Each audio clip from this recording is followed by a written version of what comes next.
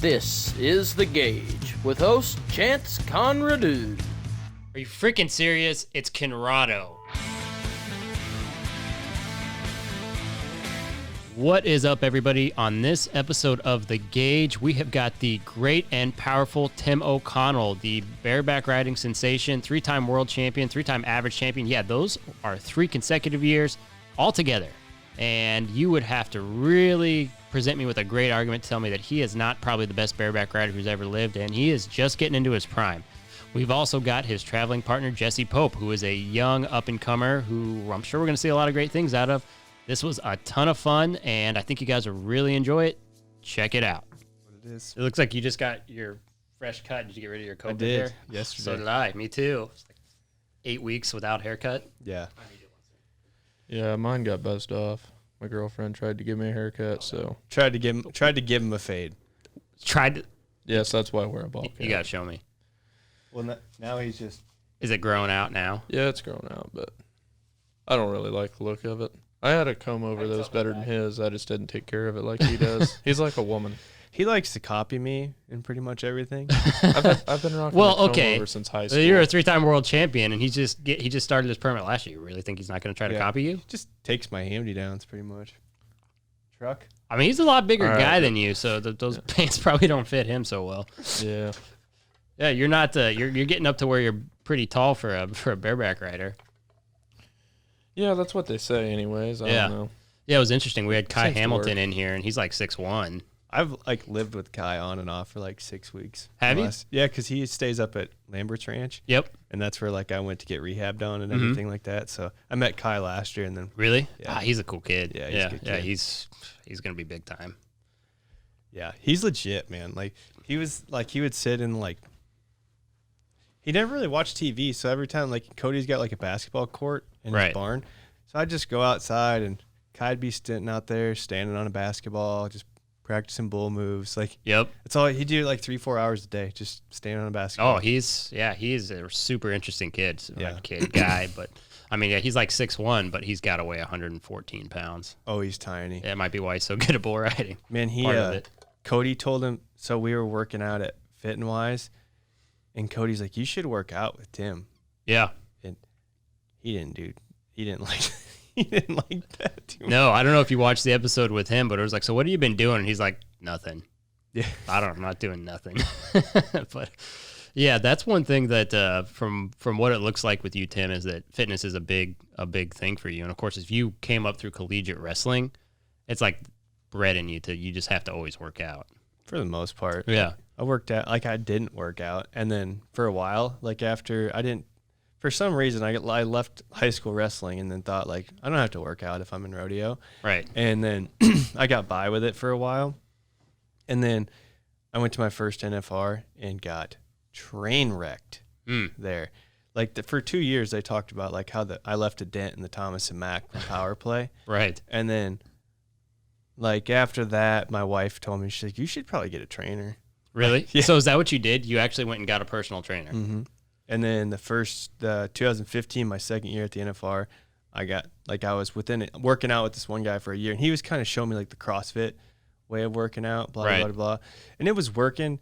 And then he graduated college or whatever. His deal was, it kind of was like a godsend. He came in and he had to do he had to personally train 5 kids, right? Right. So I sent him the deal, and I was like, hey, this is what I want to do. And then I started showing him some videos.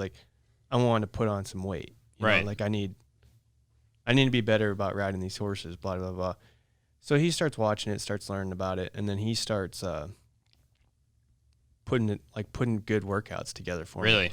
And then the year ended. He didn't have to, but we just kept on working out with each other up until he left the town. And then he goes, man, I'm leaving, but I'm going to stick you with somebody else, who he put me in with the guy I work out with now, which he's the assistant wrestling coach at Missouri Valley College. Well, there you go. Yeah, so me and him have worked out solidly for the last 4 years. Really? 5 days a week, and he sucks to work out with. He just kills you? Pretty much. He can smell the alcohol on you if you went out and partied the night So before. you've been working out with him too? No, Jess lasted about a week and a half. You're I like, lasted no 3 thanks. weeks. 3 weeks. he just wasn't about the workout life with Pat. Like Pat, like he's not joking. Like if Pat can sense that you're even remotely hungover, Really? it's like shark blood. In the And he's water. just gonna get after it with you. Oh yeah. So like for a year, he just would watch. Like he'd put the workout together, and like he'd see like Jess come in, quit. He'd see another buddy of mine come in for a while, quit, and then finally like we were coming into like the second year, and he goes, "Why don't you just come in earlier and we'll just work out together?" And then it just, all right, like didn't even occur to me that we would work out with each other. And then that's just been it for the last 3 years. Really? And it's that CrossFit style workout kind of, or is it a totally different thing with him? It's a variation, I would say. Like for me, like when I started that, like I was only like 145 pounds with that first trainer. Right. Now, like we have locked in at like 160, 161. Somewhere. Sure. So like I have to do like 3 to 4 days of strength training, like especially after the rodeo season's over. And then we do 2 days of cardio. Sure. Yeah, and you find that the strength training's probably, I mean, just because of how short the ride is, cardio's probably not the most important aspect of the whole deal, right? It's just as important as the strength. You think so? Yeah, because you got to be so explosive for 8 seconds. Like Right. You are firing from your feet to your head. You know, your feet got to move and your head's taking whiplash. So you got to have the strength to hold yourself down, but you got to have, like, it's hard. Some people forget to breathe when they ride too. So if you don't have the cardio built up for 8 seconds, by like 6 seconds, you're already gassed. Right. Yeah, because it's not like just holding your breath for 8 seconds. It's a totally different thing on your body. And when you decided to kind of go that route, is it because you felt like you were going to get injured, or you just wanted to be that much better from everybody else? I wasn't better than anybody else when I first made the NFR. Like when I first made the NFR, I was like sitting fourth in the world. Like when I went in my first NFR, and like I found out right away that I wasn't ready for the NFR. Right. Like, it's just a different animal when you get there. And then that next year, like I found success with what I was doing, but there should have been like there's more. And like I found like that next year when I switched over to working out with Pat, and I think it always reverts back to wrestling. Like it's just a killer mentality. And I think bareback riding and wrestling go hand in hand because it's only you out there. Like you can't blame anything else on anybody else. You can't blame it on your horse. Like it's your job to be the very best with the animal that's underneath you. And like everything that happens from when you put on the rigging until you walk out of the arena is all in your control. You can make it the best ride in the world, or you can make it the worst ride in the world. It all depends on what you put in. So when I started, getting back with Pat and like we couldn't get that kill or be killed mindset, and then working out with my coach from college yet, like all my technique stuff, like the things just came into place to what I've developed my style as today. Right. And so kind of piggybacking off that and going back to wrestling, I mean, were you the kid who started wrestling at 5-6 years old and just went all the way through, your senior year of high school, or? I wrestled a little bit in like 1st, 2nd grade, and I wasn't very good at it. And like, my mom took me to all them meets and stuff like that. My brother would go sometimes, and then he'd go rodeo with my dad. Like they never really pushed me in wrestling. But when I started in 7th grade, like when we had like school activity sports from 7th grade on, I never missed a practice from 7th grade to my senior year. And then from my freshman year to my senior year, I would put in 2-a-days every day. Like I would wake up at 5 o'clock in the morning, go in for a 2-hour workout, go to class all day, and then I have a 3-hour workout after school. So you were obsessed with wrestling. Yeah, like being in like Iowa and being in wrestling, like it's Iowa, yeah. Yeah, like I think I hate losing more than I like winning, and especially in like a combat style sport like that. Right. So like my freshman year, like I wasn't even very good then either. Like my record ended up being 26-6. Or no, 26-20 was my record. Right. Like barely 500. Yeah, and like I lucked out to make it to state that year. Like I upset a kid, and then he ended up winning like I was guaranteed to go after I made that upset, and then blah blah blah, and then I was the first day elimination at state, and that drove me insane. Yeah. After that, and then it became I need to learn the technique, and then it became an obsession to be good at it. And then you kind of went to state the 3 consecutive years? No, I got beat out by the kid that I upset beat me out the next year. Really? To go to state. And then after that, I qualified. And then I finally medaled my senior year. I was wrestling a really good kid in the semifinals, and he was up by a lot. Like he had a call go his way, and he got some back points, and then he was very good on his feet too. Like I couldn't stop his shot, but he was a Greco-Roman style wrestler. Like he loved throwing people, and I was good at throws too, but I just didn't do them where a lot of people. I do them in the gym, or like I do them in our wrestling room, but I never threw kids where people could see me. And this kid double underhooked me, and I overed him, and I tossed him onto his back the last 45 seconds of the match. Ended up losing by a point. He goes to the finals against the kid that I've pinned 3 times that year. It would have been pretty much a cinch for a state title. Oh man! But yeah, that's got to kill you. And that was your senior year. That was my senior year. And then you had mentioned to me before we kind of started recording the show is that you had a ton of D1 offers. Yeah, I had 7 D1 offers. I had a bunch of like junior colleges and like D2, D3s. Like I didn't have like just these stack of letters sitting at, but like I had some really good offers to go wrestle. But you know, like there was a bunch of kids that were on my senior team. Like there was 7 of us that were on varsity from our freshman year to our senior year, and they took 5 of us to the NCAA tournament. And I watched in the quarterfinals these 2 kids. I was just watching this mat, and because nobody from Iowa was up, so I was just watching a different mat until the next round came in, and this kid took a really good shot. And I mean, like, should have been over. It was deep. It was clean. It was set up really well. The defending kid does the splits, and they just hit these counter move after counter move after counter move after counter move. The kid's, you know, I'm not even sure how he was doing it, but he was in the splits, and he was just circling, like, on his pelvis. Like, and this kid is deep around the shot. Like, it should have been. Next thing I know, they're both on their feet, no points awarded. And I was like, I don't have that in my arsenal to make those counter moves over and over and over again. Like I was really good at about 5 moves. That's all I did in a wrestling match was 5 different moves, and it worked. But I didn't have 10 counter moves to one person's shot. Like I'd have probably truthfully gave up the 2 points and went and started working a different offense off that. And I was like, there's no way. I'd be their practice dummy is what I'd be. When did you kind of decide that I want to ride bareback horses? I was at the 3 Hills Buckout my senior year of high school.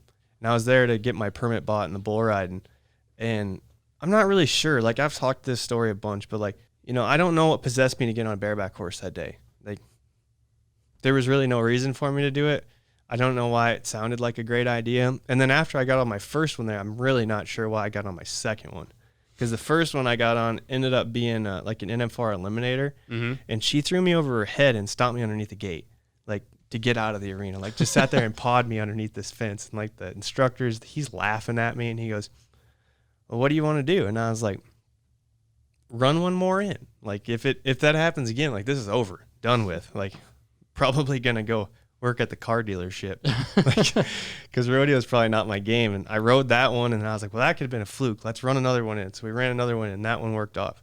And then it just kind of took off from there. I started doing the high school rodeos and the bareback riding, and then Iowa Central Community College was at my first high school rodeo that I rode barebacks in, and I kind of spurred this horse, like, that came around, and it was nice, just came around on the left, and I, like, was kind of throwing feet at it, and the coach was like, how many barebacks have you been on?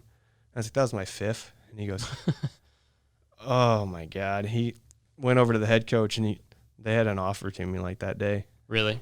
And so those guys were like, hey, go through this step and this step, and we think you're something? Or how'd that conversation go once, you know, they offered you well, they knew scholarship? They knew I was a bull rider. Like, that was kind of my deal all going through.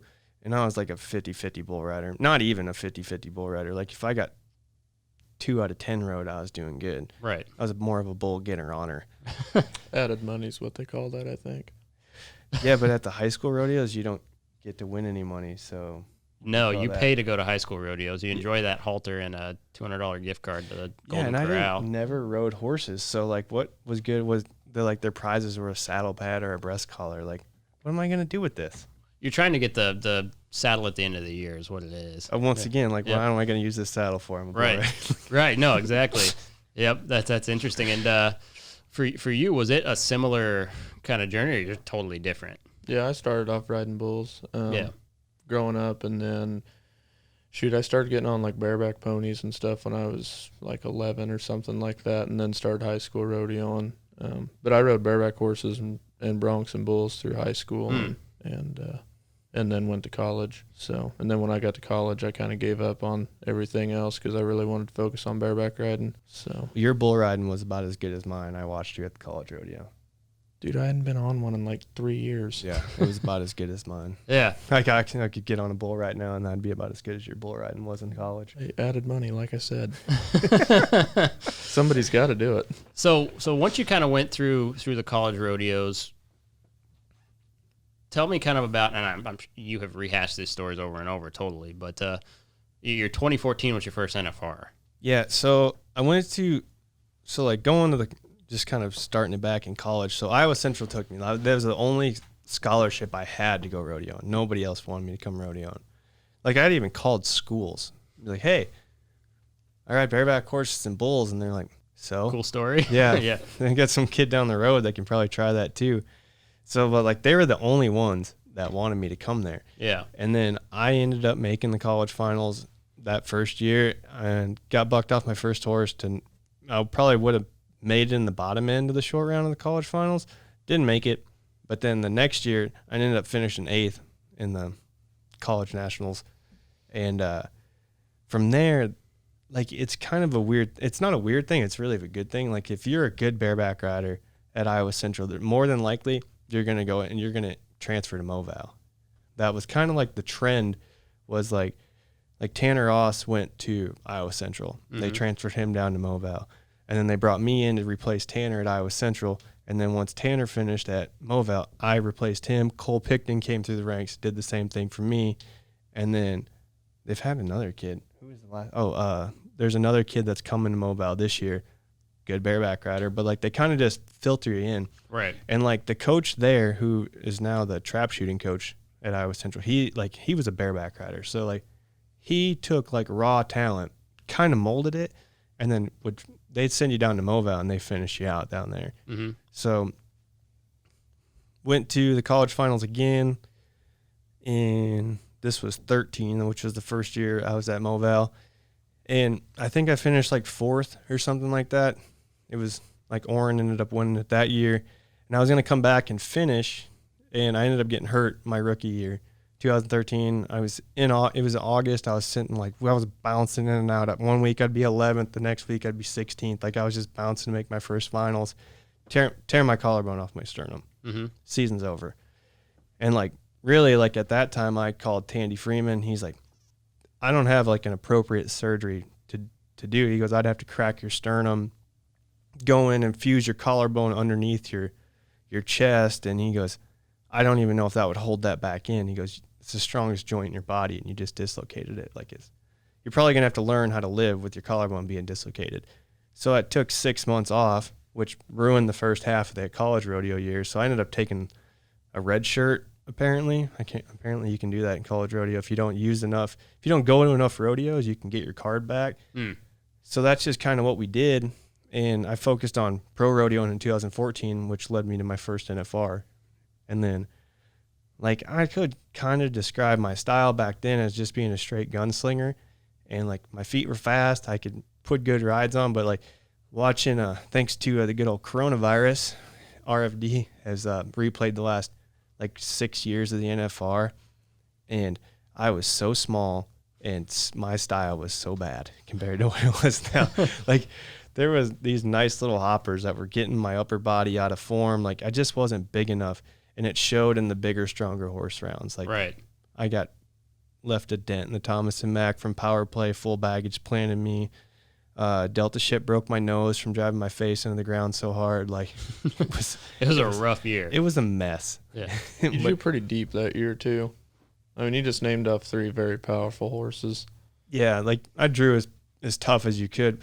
Now they'd be dream draws. If I could have those horses at the NFR, I'd be stoked. I'd be almost would say that could be a pretty good chance you're going to have 3 round wins. You do your job right.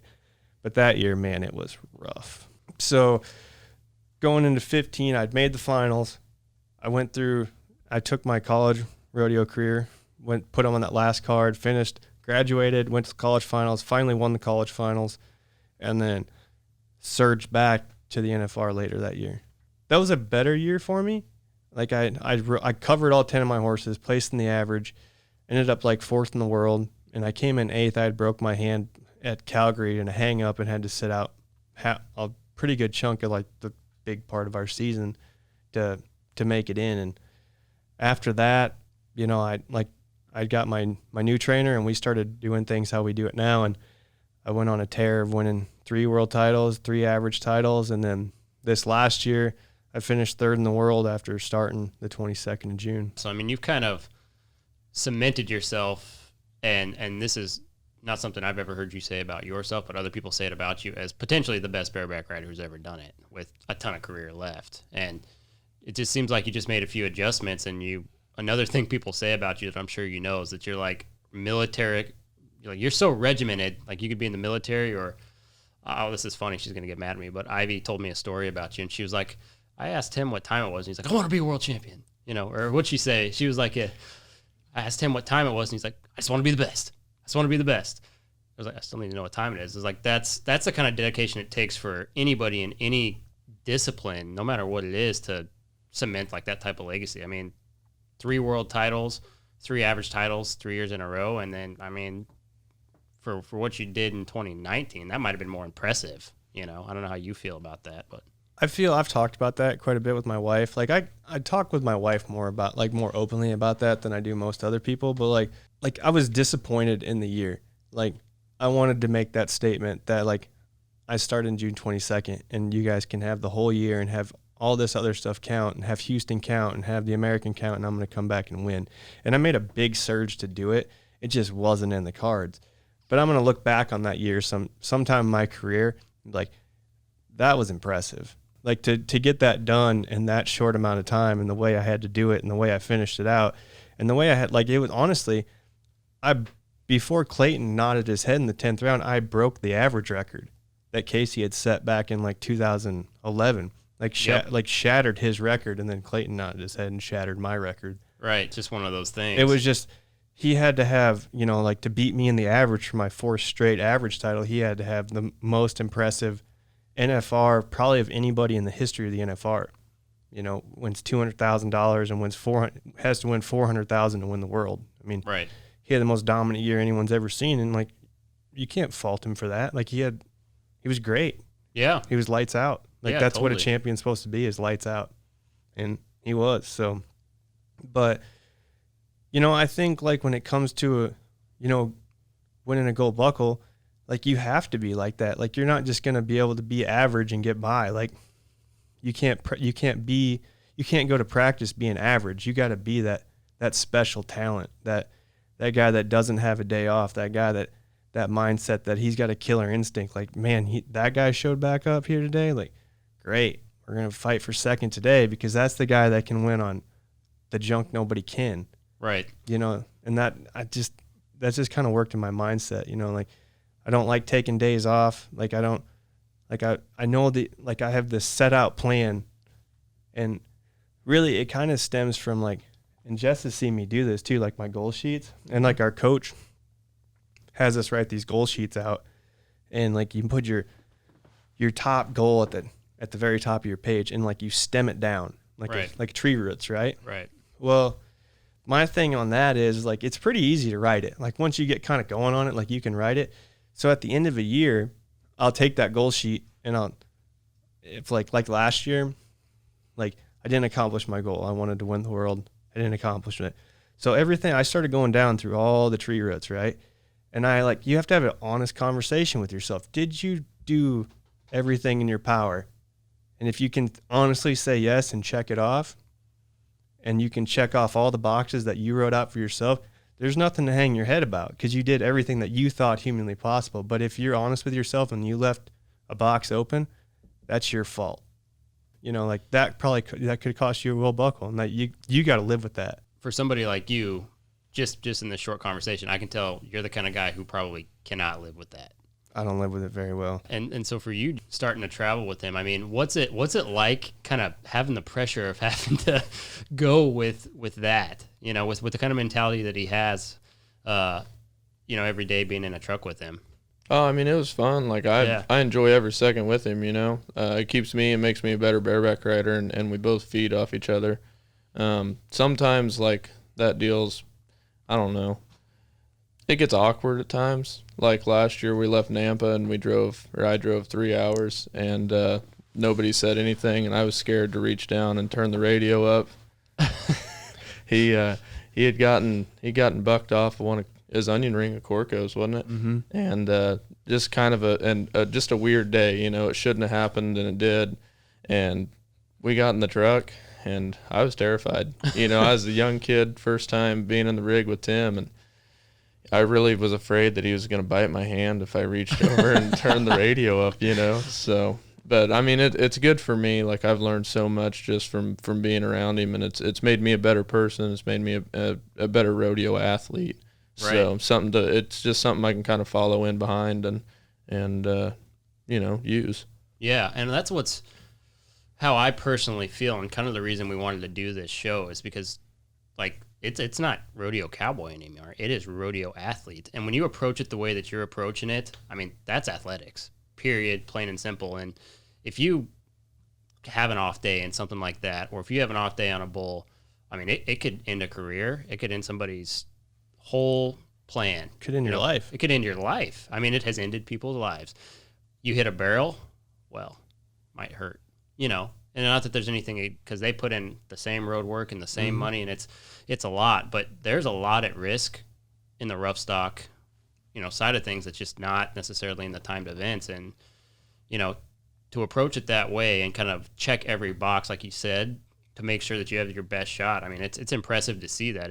And it probably has a lot to do with your personality and your background. And someone like you, Jay's getting to go with him. I mean, all it's going to do probably is make you better, and then you guys might not be able to travel together anymore because it'll just be a competition. But see, that's the thing. Like what I like about Jess is like he puts the fire back in it. Like he likes to fight back, and that's why I like traveling with him is because like we'll show up, and that whole deal. Let's just put the situation in Nampa in the open. Right. So Nampa, like I'd been on this horse before. I've been 90 on this horse like 3 different times, and I've got him in the long round of Nampa. Like this is like what I like built up in my head is this is going to be the turning point to get me inside the top 15 and back in this world title race. And things just went haywire. And like just stuff that, and it wasn't, like I said, it was all my fault that it went haywire. And I knew it from the second I did it that I screwed up. And I couldn't, like, that's a horse you cannot make a mistake on it because she felt me over there and then stuck me like into my hand and then started turning away from me. And like it tried to drill me. Like I got pretty close at hitting my face off the chutes, and then it was a wreck. But like I was so mad about blowing that chance. Like I wasn't mad that he won or people were doing good. I was so mad about losing that opportunity to make that ground up. And it's hard for me to let stuff go like that when I know like I made that mistake. Right. Well, it's just the competitive edge to you, Like that's what's awesome is like you want to be the absolute best and you hold yourself accountable for it. Yeah, no excuses. I mean, that's a big difference between not just rodeo athletes, but just any person.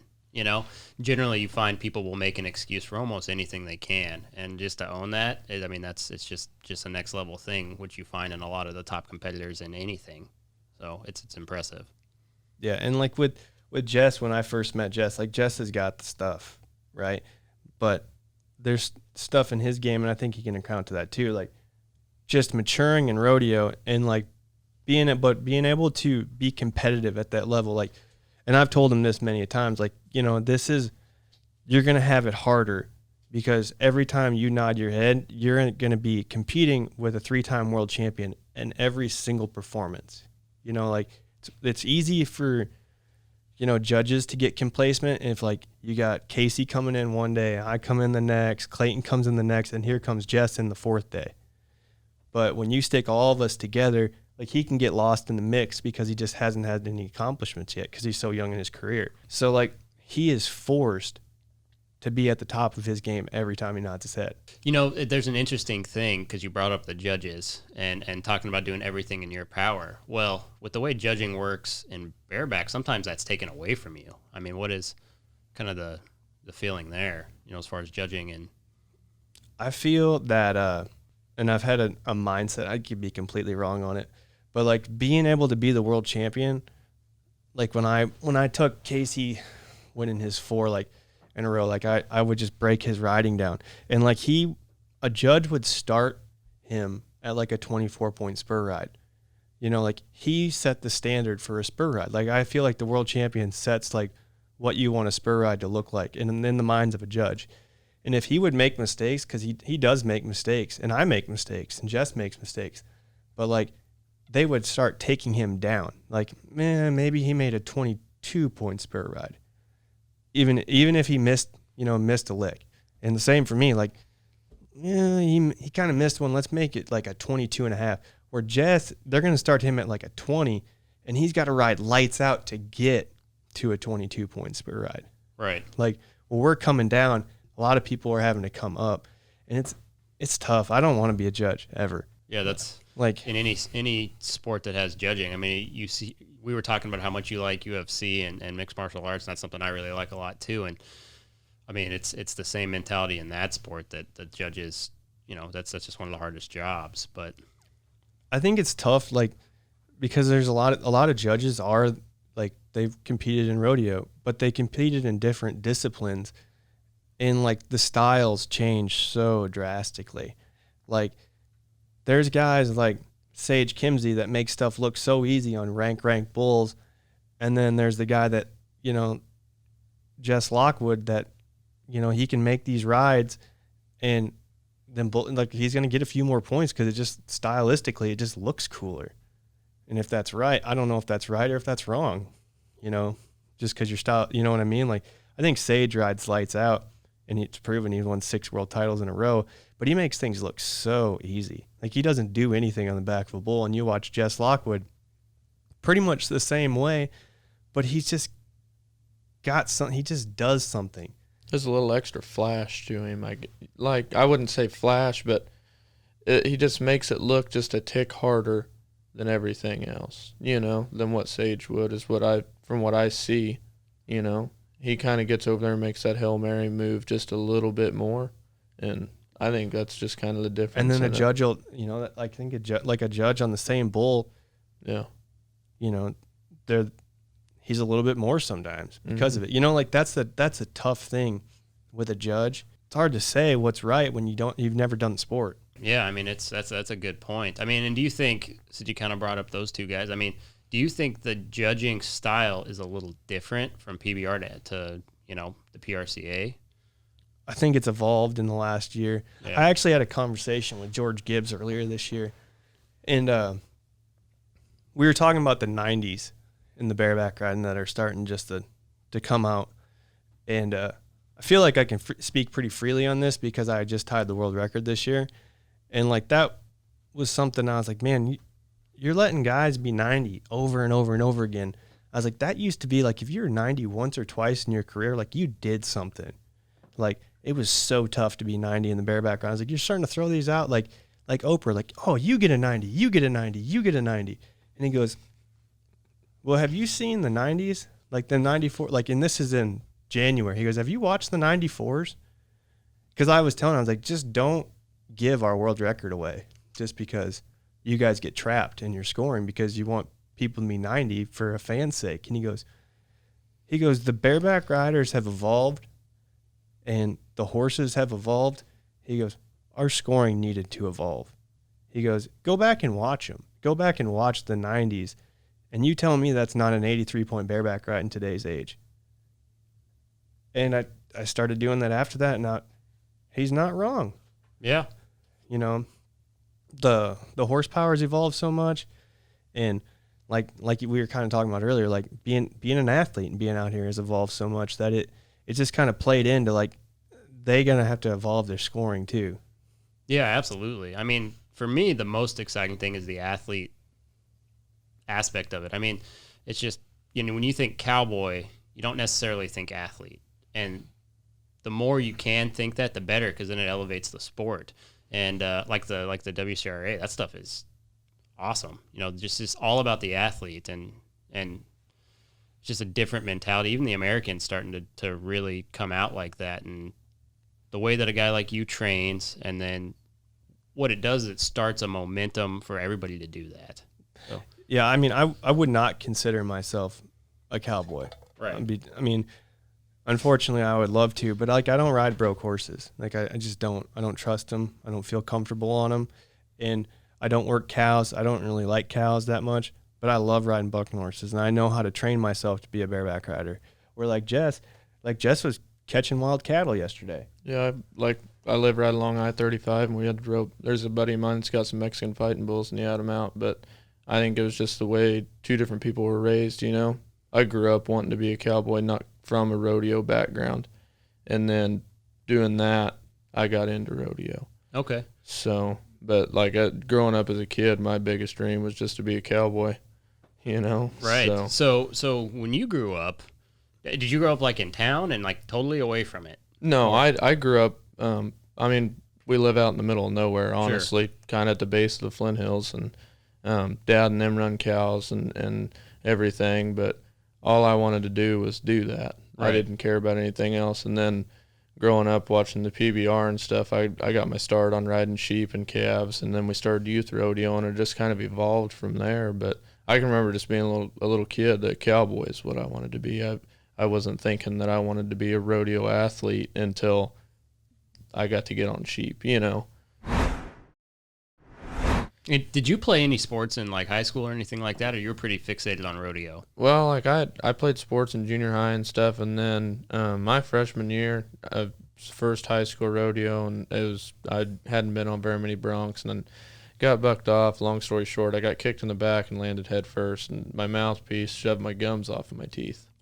And so I went to the hospital, and they like pulled my gums down and put stitches in there to hold it down. And I was playing football, and it was like right before our first game, the weekend before. And according to the regulations, I couldn't play because I'd have to cut the front of my mouthpiece off. So after the game, we had one coach he was the 3-sport coach. I went to a little bitty school. We played 8-man football instead of 11-man. And he told me I needed to choose between rodeo or sports. And so I finished football because I wasn't going to quit, didn't play basketball. My dad was a really big track star in high school. And so I ran track and went to state in that. And then I didn't play football or basketball after that, just because like I was going to focus on rodeo. If that's how it was going to be, then whatever, you know. Totally. And I pissed a bunch of people off in my hometown, and I didn't care because I didn't play sports. Like, I lost a bunch of friends over it because you go to such a small school, and you lived, eat, and breathe sports. And I just wasn't about it, you know. I knew that I wanted to rodeo more than I wanted to play sports. I wasn't going to make a living playing football. Right. I mean, I weighed 140 pounds, and people could run right over the top of me, you know. So yeah, I do know, actually. Yeah, you know. Yeah, I mean, I think everybody sitting at this table knows that, just based on our size. Yeah. But yeah, it's interesting with kind of the backgrounds both of you guys have, and I'm sure we're going to see a lot of great things out of you, just because you're getting started so young and you've got great mentorship. But you know, one thing that we were talking about is you got to go to a UFC fight recently, and I mean, I guess it didn't go as planned, to say the least. No, not even close. Like, me and Sage had to do this deal for Las Vegas events, and it was super cool. Like, we got to, long story, like, after the fact, we got to basically run the strip for a day. Like, we went to Fairmont Street, did the slide or the fly over the street deal. We got to run the geysers at the Bellagio. We went to a high-end, like, the top bar at the Delano. We got to do a bunch of stuff. I don't even remember all the stuff we got to do. It was like a full day from like 7 to 7 of just going and doing this cool stuff off the strip. But we were coming from the 4th run, and we only had like 3 days off. So they flew my wife out there. I was like, because I only got like a few days. I was like, I want to see my wife and my son. They're like, what if we fly your wife out to Vegas? I was like, yeah, that'll work. So they flew her out, and like I was flying in from Rapid City. We had just finished Belle Fourche on the 4th run. We had like 3 days off before I had to get back out. And going to fly out, part breaks on the plane. They got to fly another piece or something. They flew the part from Denver up to Rapid, fix the plane. That's delayed like 6 hours sitting in the airport. Fly to Denver and miss that flight. Sitting in lines, no one will help me. Finally, I just called them. I was like, they're like, we're just going to book you on another flight, like out of Southwest or something. And then, so I went over and went to the Southwest terminal, and they flew me to Vegas, and I got there at like, which should have been like 11 o'clock in the morning. I got there at like 8 o'clock at night, and I flew in, and I was like, I don't have any of my bags. And they're like, what's in your bags? I was like, everything for tomorrow. Sponsor shirts, cowboy boots, belt buckle, everything. Like I'm in sweats and a t-shirt. And he goes, oh, we need to get that bag. So we went over to the other terminal, found the bag. They took me over to the MGM, and like my wife's sitting there at the where they pull up at or whatever. And like we were supposed to be at this UFC fight 3 hours ago. Like they gave us tickets to go, and I was stoked for it. And I'm sitting there and looking through my Instagram, and I see knockout after knockout after knockout. And it was the fight that Ben Askren got flying kneed by George Masvidal and was a 5-second knockout. I dropped the bags at the MGM, like took it. I was like, just give me the ticket. We'll do and we sprinted to a cab, got dropped off as close as we could get to T-Mobile, sprinted in there, and just made it in as John Jones was walking out. And thank God that fight went the full 25 minutes. Yeah, get anything out of it. Yeah, but it was cool. I mean, I love that. Like it was so different than like, cause I buy the pay-per-views all the time. Yeah. But like when they're fighting, like they spotlight the octagon, and like, it's weird. Like they sold out T-Mobile, but it got dead quiet. And you heard someone snap a leg kick off, and this place would erupt. Like it was a cool setting. Like, yeah. There's so many kind of like parallels between combat sports and rough stock. I mean, really, I guess kind of the only thing you could say that's tougher than rough stock might be cage fighting. I mean, maybe less risk, but I mean, as far as just going in there, it's got to be probably the only thing more nerve-wracking than getting on a bucking horse or a bull.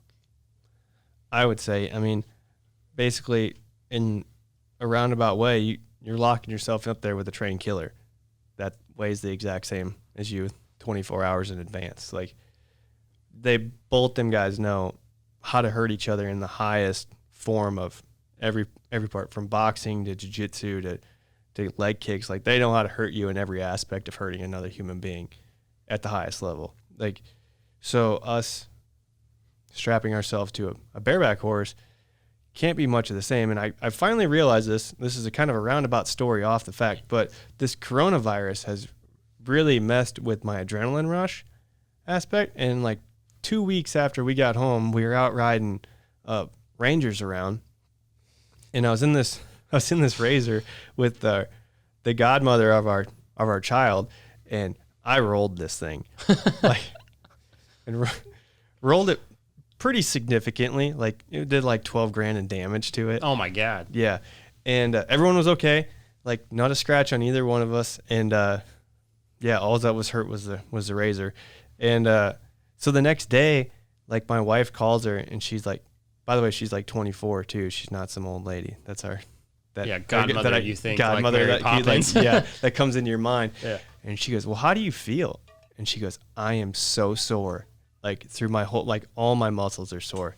And my wife looked at me, and she goes, how do you feel? And I was like, I'm fine. Like, it was like getting on a bucking horse. Like you just had to kind of tuck your chin. like and like that coming out of my mouth, like put in perspective, like we're used to getting in car crashes. Right. You know, like luckily, like we were harnessed in, and like they had bought the extra safety stuff for that, luckily. And like we didn't move out of that thing, or else like it would have been bad. But like, yeah, her whole body was sore from that. And like, I was just fine. It's an interesting perspective. So, I mean, we literally just get the crap yanked out of us all the time. Yeah. Yeah. That's so like pretty much it. I would say like the comparison to that, like them guys are so beat up after a fight. Like I just watched the one last week, and you know, they're breaking their orbital bones. They're all bloody. Like we're tying off to a 1,500-pound animal jumping 2 feet in the air and kicking over their heads by our hand. To an extent, like I feel like it is comparable in that aspect. Yeah, I definitely think it is. And then seeing you kind of training the way you train it. There's a lot of parallels with that type of training, and I could see why you'd be interested in that sport. But I've always been obsessed with it, and always been obsessed with rodeo and both things. And it's just the more that, and there's guys, right? There's like Donald Cowboy Cerrone. He's by far my favorite fighter because it says cowboy, and he lives that life. I mean, he does the ranch thing, he does all that, but then he gets in there with some of the, I mean, he's fought everybody, and then as soon as he's done, he's out there hanging out at his saloon at his BMF ranch and riding horses, and it's just like, I mean, that guy could have been he's a little big, but he could have been a rough stock guy, and it's a very similar mentality. He rode bulls. He did ride bulls. That's right. Yeah. I don't think he was very good at it. I think he's like come and admitted that. So Donald, if you hear this, like I'm not making fun out of you. Don't come beat me up. Yeah, for the love of God. For the love of God. But like that cowboy hat he walks out in is like his rodeo hat, from what I understand. Is that what that is? I think like that's what I've kind of read or heard him talk about, that old beat up black cowboy hat. That's his rodeo hat. Yeah, I have not. I didn't hear that. I mean, I've been watching him since he was in the WEC way back before he was even in the UFC, and he's just the coolest guy. He would be the best like ambassador for like the NFR or for like the PBR or something. He would. Yeah, I feel like that guy could be successful whatever he wants to do. Oh, absolutely. Like his stories like are just from what I've heard about him, like from the deep sea diving to the snowmobiling to the fighting to the mounted shooting. Like he is not afraid to do anything. It doesn't seem like at the highest level too. Like he's a cool human being. He's so cool. Yeah, I mean, I would love for that guy to come in here, but there's just not a lot of people in other areas that kind of represent that Western lifestyle and stuff, and it's cool to see a guy like that. And then it's kind of funny. You're almost like the opposite of him, right? Like he's in a different thing, and then he's all about being the cowboy, and you're kind of like, I'm not a cowboy, but I do rodeo. It's a really interesting. Yeah, I mean, like I live in town. Yeah, like I enjoy grilling. Like I don't care to ever own a cow in my life. Really? No, like when and I think because like when I was trying to figure out how to pay my entry fees, like in high school and stuff like that, like I had to milk cows every morning and every night, and hated it. Like I hated being around them. Like I got kicked by them all the time. Like, but it was just a way to get into the rodeo. But like, yeah, I don't care to ever own a cow in my entire life. Or a horse, from what you said earlier. You just don't like riding horses? I'm not good at it, number one. Like, I think, like, I can ride a horse. Like, I can get on a horse and ride it around if it's a broke horse. But, like, if I have to signal them, like, off my feet or, do anything, like, basically I need a bomb-proof horse is really what it is. Because, like, I was so small growing up that when my brother's a world-class pickup man. My dad was, a world-class pickup man. Like, they know how to ride horses very well and do a lot of things off horses. And so, like, when we were growing up, like, it would come time to, like, get on, like, break horses or something. Like, my dad, like, well, you're too small to get on that one. Like, so you just got to sit here and watch. Well, I got sick of sitting there and watching. Like, I wanted to do other things. So right. I just never really learned how to do those things. Then by that time, like, I had fallen into the wrestling world, and I was like, I'm just going to do other things. And I never learned how to do those things. So yeah, my riding of a broke horse is not good. So in that case, like, it sounds ridiculous, but I don't trust a broke horse because of probably getting on bucking horses. Like, I don't trust myself not to do a correct thing. Like, if I don't trust myself not to get in a horse's mouth and pull back and get him to freak out. Cause like, right. I don't know how to settle a broke horse down from, throwing a fit. Like, I don't know how to ride a saddle good enough to that, which is ridiculous, but it sounds really funny when you say it, but I mean, I get it. Yeah. I mean, it's one of those lifestyles that it's better because you'll be a lot more financially stable because of it. I'll tell you that. I tried picking up in our college. Like, I almost cost myself going to my first NFR because I was trying to be a pickup man in our college, and I bought a horse, and turns out, like, he was a monster of a horse, and the tie down that they gave me for him was too small, and he pulled back and reared up and, like, pinned me on a gate, and, like, it stuck this steel post in my back, and I thought, oh my God. I thought it broke my collarbone. Like, the saddle horn hit me, and I had road rash from my chest all the way down to my rib. I thought I broke my collarbone about a month before the NFR. Oh my God. Yeah. that was the end of it for me. Yeah, it was like this is the day that I never touch another horse. So, I mean, you kind of touched on coronavirus, but like, what have you guys been? I mean, you probably got to go 10 rodeos maybe, or I don't even think we went to that, did we? It's close, 10 or 11. Yeah, I mean, right around there. The major winter rodeos. and it got shut down in the middle of Houston. Yeah. So, what have you guys been doing for 2 odd months? Day thugging, ranching. Yeah, not Tim. Tim's been chilling and grilling from what you just said. He's been living the domesticated life. I was going to point in on that. Yeah. Tim, domesticated. And love it. Yeah. So happy to do it. I've been chilling with my boy. We've done a bunch of updates to our house, and then I got kicked out of my gym, so my trainer just sends me a workout. He went and took a bunch of weights and stuff out of the gym, brought them over to my house. Did he really? Mm-hmm. Wow, I wish I had a friend like that. Yeah, And- I just got to start going back to the gym 2 days ago. Lifetime opened up off 35. I was like, I'm going. Yeah, so So- he snagged I snagged like 4 different sets of weights, some bands, some jump rope, and like he writes up workouts. So I do workouts in my driveway every day. So you live in town. You guys are from the same area though. Yeah, I less. go Close to enough. college in Oh, you're still in Marshall. school. Yeah. So, And I live in that college town. Like Yeah. everything was so accessible, and like where that's at, like it's in dead center of the United States. So like rodeo was pretty easy. Like it was only a 9-hour drive to get down here. Right. Pretty easy for a seasoned rodeo cowboy. We were talking like, God, we can't wait to get out of this truck in like the last 50 miles. Yeah, no kidding. And we were driving last night, and he picked me up because I live in Kansas, so I was like on the way here, just 2 hours away from Marshall. And we got like 3 hours down the road, and he looks at me and says, "Are we there yet?" No, I'm sorry, bud. Not quite. Started playing with the locks. Yeah. I mean, acting like a brat. I was like, oh my gosh. Acting like a world champion diva. I'm traveling with a kid. That's what I thought. Yeah, so you don't rodeo for 2 months, and all of a sudden you get antsy being in the truck, like you spend 200 days a year. Pretty much. Yeah. Like, I mean, there's only so many things you can do. We've learned how to watch TV and drive pretty well. Oh, you're not supposed to do that. Yeah, I mean, it's frowned upon, but I mean, there's only so many times you can listen to one song. Yeah, no kidding. Yeah. Harry Styles, Adore You. I think we have that one down. Yeah, we can duet to that pretty well. Really? Oh, yeah. You guys have video? I'll see that after. Maybe. We might be able to work something up. Hey. I'm just looking for entertainment too. So Yeah. I mean, it was weird getting back in the like, cause like I've sporadically just drove the truck like 30 miles down the road to Menards just because I wanted to get in my truck and drive it, and then being in it for 9 hours, I'm like, God, this sucks. yeah, it's like maybe I don't. You get so stuck in the cutting the grass and firing up the grill. Maybe you don't want a rodeo anymore. Yeah. He does literally bring firing up the grill to an extent as he caught his trigger on fire. So Yeah, I You did. caught it on fire? Caught it on fire. And yeah, so the first time I ever cooked a pork butt was during the whole shutdown here, and like it literally caught the whole grill on fire.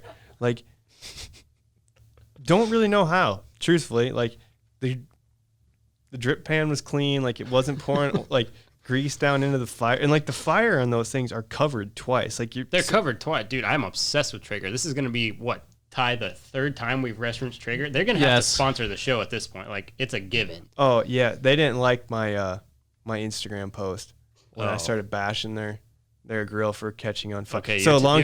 you're taking it the wrong way. Yeah, I went straight pit boss after that, Traeger. So I'm not even upset about it. I bought a 1,000 square inch pit boss for half the price, and it cooked way better than your Traegers. Oh, my God. Okay, so cut all of that, Ty.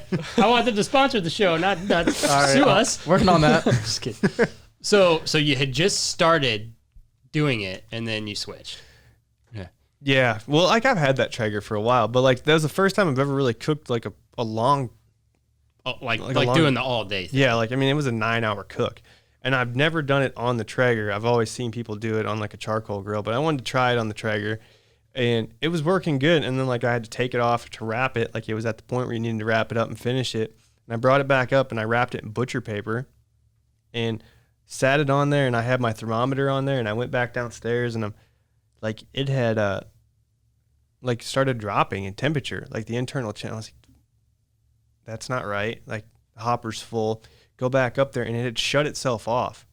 So turn it back on, put it back on smoke, started it back up, and I just sat there and watched it. And I'm like, you know how they creep? They just creep up to their temperature, right? Yeah, slowly. It yeah. and I was like, no, those do not heat up that fast. Like, and the next thing I know, I opened it up, and like my son is napping, and my wife yells at me every day that I'm way too loud. I wake my son up. I'm gonna murder you. Like the whole 9 yards. It's a typical marriage relationship. Yeah, if you have straight up. kids. Yep. Like next house, I told her 12-inch concrete walls. That's what we're gonna live in. Like I don't even care. You're gonna live in a bunker. Yeah, you brought this on yourself. Like you're getting no cell phone service, but our kid will never hear us in this house.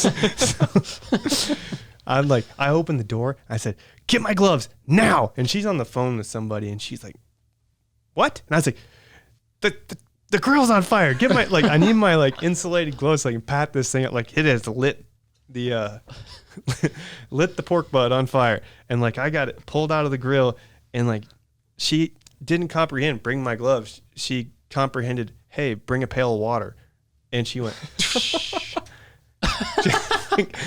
what? Just dumps a half a bowl of water on my pork butt that's 5 hours deep into this cook, and I'm going to feed 8 people with it.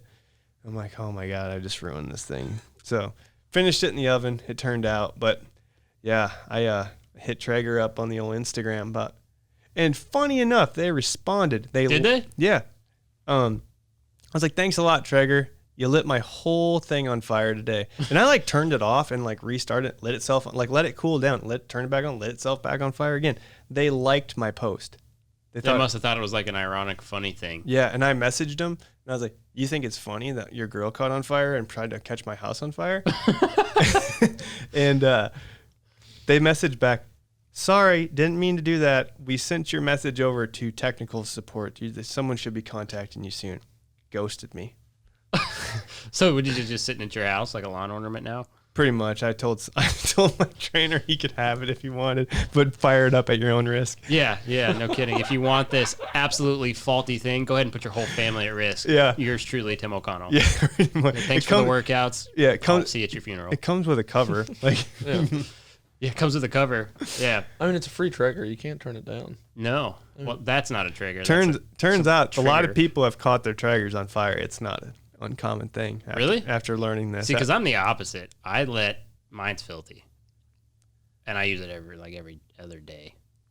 Yeah, I'm not a fan. But I've now, in this quarantine, I've bought 4 grills. I have 4 grills in my backyard. I'm that guy now.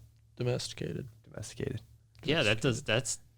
I mean, if you ever get on another bucking horse, I'll be surprised. Yeah, my wife was telling me after this, everyone, this drives me insane when people you're at what I would call in the peak of my career, and the people ask, what are you going to do when you retire?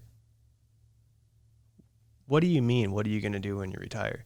What are you going to do when you retire? Well, I'm not retiring for 20 years, but you can't do this forever. I was like, are you jealous that I'm doing what I dreamed of doing since I was knee high? That I'm part of that 0.01% that is actually doing what they've dreamed of doing and being the best at the world at what they're doing? Well, absolutely, they're jealous. Yeah.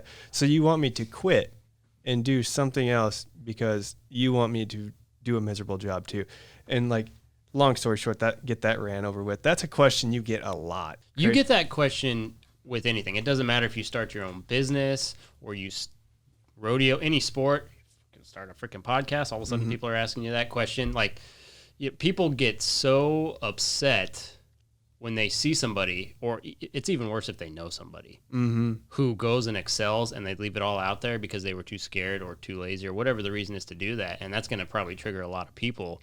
But that's just the reality, and that's just one of those things. You immediately know you don't associate yourself with that person or people's. And the bigger you are, the more of them there are. Yeah.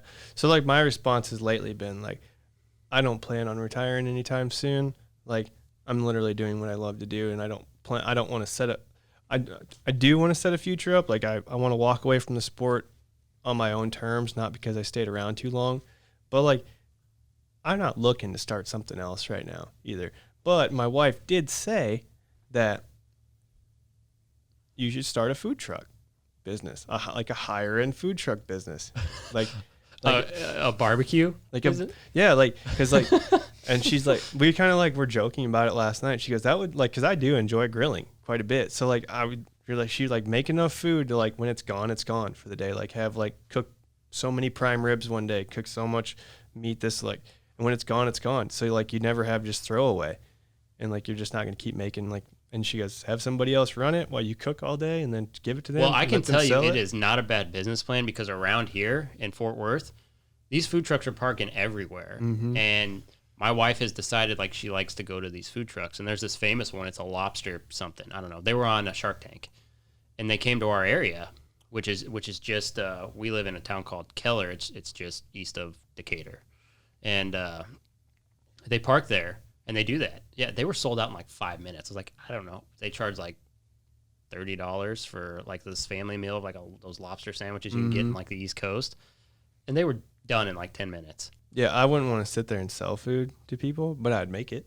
You would cook and then she could sell it. Yeah, I would cook. And Well, then Shane Hanchy, he's got he's got the crawfish thing. I think he's killing in that too. We had to get crawfish. As soon as we got south enough today, we pulled off and got some crawfish. It was amazing. They Yeah, had it's such that a good season. deal. They're like, basically, if you get 6 pounds, our price is like you get 1 pound for free. So we ate 12 pounds of crawfish before we got here. And no crawfish left behind either. Yeah, okay. So remember when I said you could use the bathroom? I changed my mind. No, sir. But yeah, dude, that's a great idea. You should do that. Yeah, that's about the only thing I got thinking about going for me after life after rodeo. Yeah. I'm still probably gonna pay him to enter me and stuff, so he'll have that as a side gig. Oh, so you've been entering him? Oh yeah, I cooked the books on that deal. Yeah. Yeah, he just doesn't know it yet, but he's got him a side gig lined out for when he does quit. So I get. What's the percentages if somebody rides like your horse at a rodeo and you win on somebody else's horse? It's usually 10 to 15%. Yeah, 15% is kind of the standard for like a. Yeah, we'll go 25. Ooh, that's steep, dog. I mean, gotta do what you gotta do. I thought we were pals. I mean, business is business. I've tried to teach you to separate friendship from business.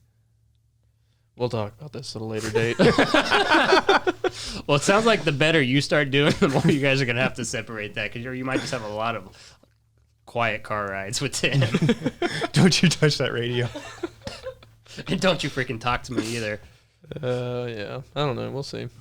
Well, guys, it was a lot of fun having you here, and as soon as rodeo starts going, I mean, I wish you guys nothing but the best. We wish you nothing but the best at the Gauge, and our goal is to just elevate the sport of rodeo as much as we can, bring as much exposure to the athletes as we possibly can, and I just appreciate you guys taking the time and being exhausted and actually coming down here, and Jess, you getting to travel with Tim. I'm sure we're going to see a lot of great things out of you. It was really good that you got to come and be on with Tim, and Tim, you're a rock star. Keep it up. Thanks. Yeah, we're going to get to rodeo tomorrow. Truthfully, we're going to have the first ever standalone bareback riding. Yeah, I heard about that. And, The Riggin rally is what we've dubbed it. Yeah. It's How many entries? 17. Yep. It's a mixture of probably the top 20 in the world that could make it work, and it's going to be cool. I mean, it's not just cool; it's super cool. Yeah. It's not just cool; it's super, super cool. Yeah, it's super. It's Going super record saying that. duperty. Yeah. Cool. Yeah, where's that? That's in Weatherford, right? Yep. So, from what I've seen and what we gathered on it, like it's going to be a cool event. Cowboy Channel is going to cover it, so hopefully this won't be this will be the inaugural event of something that we could start up. I mean, that's the kind of thing that needs to happen to keep it growing. Yeah. So, Well, unfortunately, it's probably going to be our best rodeo of the year. How things kicking off, but yeah, gotta do what you got to do. I mean, knock on wood, they might do Cheyenne. So, I hope. yeah. I really just hope they have an NFR. I mean, at this point, it's just whoever has like 20 grand one can come. I don't know what's it gonna be. It's Yeah, I don't know. unless you're Shad Mayfield, but Yeah. Oh my God. that was crazy. What a monster. Yeah, he's awesome. Yeah, when he won that, he was just such a cool cat at the American. It was just like another day at the office. It was unbelievable. You just knew, like, it was in the air. Like, you just weren't going to beat him. Like, you weren't going to beat him. And, God, I'm going to blank on his name. Who was the bronc rider that won? Oh my gosh! Now you've got me. He's such a nice guy. He's so quiet, too. He went to school at Clarendon. Wyatt Casper. Wyatt Casper. Oh my. Yeah. Like you knew like Wyatt and Shad were gonna win that day. Like it was just They were both just on fire. they were all unstoppable. winter long. And like it was just in the air. The storyline was right. The mix was right. Like there was just no stopping either one of them that day. No. Yeah. I mean, I love that rodeo. oh, it's the best. Yeah. And you know what's funny is I thought, I shouldn't say this, but I thought you won. I thought you won it. We were jokingly about that. So I was staying up at Lambert's house, Cody Lambert at that time, and we got back that night, and he said, I have never in my life seen someone so mad to be 90.5 points to win third. I thought you had the best ride personally. I go on record saying that. Just watching it. What did you think, Jess? Jess pulled my rigging that day too. I was a professional rig and puller that day. I thought it was a really good bareback riding. I mean, I'm not a judge. Yeah. We had that conversation. I don't want to judge. I've watched it back. I will go on record saying Casey should have won it. Yeah. Really? I mean, Horse bucked harder. Not really that. Like my ride was so. Would you call it out of control? Or what out of control, but in control. And that horse had like an off day. Like, you know, my, like that. my horse turned back. There was a horse I broke the world or tied the world record on like 3 weeks earlier, and she decided to make a tight circle that day. And like I was going at her, but she is so hard for a small horse. Like she won't buck you off, but like she's hard to make a really pretty spur ride on. And it was just a battle is really what it turned out to be. We're like Casey owned Virgil.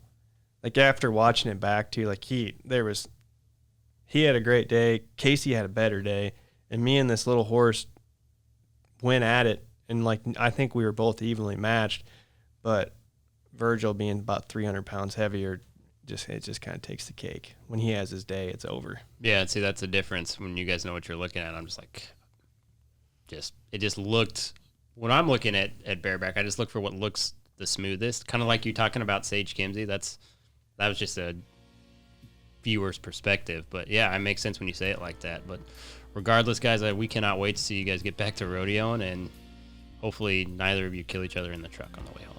Fair enough. I say, oh brother, let's go down. This has been The Gauge, hosted by me, Chance Conrado, produced and edited by our guy Ty Yeager. Shout out to the executive producers Dustin Pointer and Cody Denton. Marketing and content produced by Casey Burke. Our theme song is by Shay Ashshire and the Night Howlers. Make sure to rate and review this podcast, as well as follow The Gauge on Twitter, Instagram, and Facebook. And make sure to subscribe to The Gauge wherever you get your podcasts. We'll see you guys next time.